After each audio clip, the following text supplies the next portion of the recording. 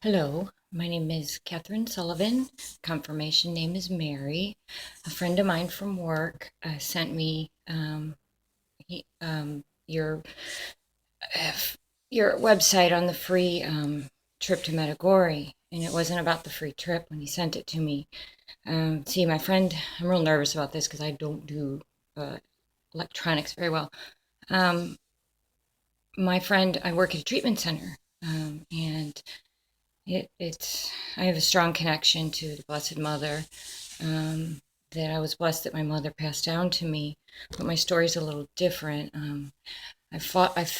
I fallen off the path for many years of drugs and alcohol, and I live currently in St. Louis, but my sister's in San Antonio.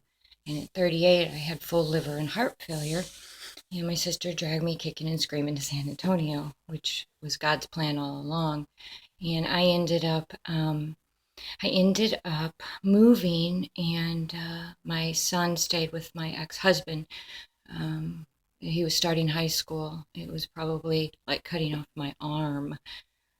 So I had to totally rely on God and the Virgin Mother. Back to Medjugorje, I probably pronounced it wrong. In my sister's library, when I was um, healing from my liver, I found an daily apparitions of the of Medjugorje, and I have used that every day for the last 11 years of my sobriety. Um, she's always been my mother, and my earthly mother passed away 4 years ago.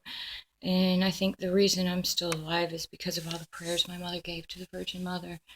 She was a devout Catholic, and a good woman. After 2 years of sobriety, I opened up my first sober house for women, and then I opened up my second with the help of my sister. And for 8.5 years, I had about 600 women go through my houses. And I was blessed. My son went to school in Austin, and um, 8 of the women have died. And I pretty much got burnt out on the 24 hours of doing God's work. And my son moved home to St. Louis, and his father's a current alcoholic, and my son doesn't have any relationship with him. So I felt the need, and I was hoping God was blessing it, but I closed my houses down and made sure women had what they needed, gave away everything in the house, garage sales, and I moved back to St. Louis a year and a half ago, where I am starting my second year of college for social work program, and I work part-time in a treatment center. Um, my mother never did drugs, never did alcohol.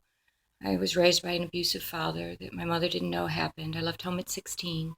Um, but for all those journeys, it made me who I am today.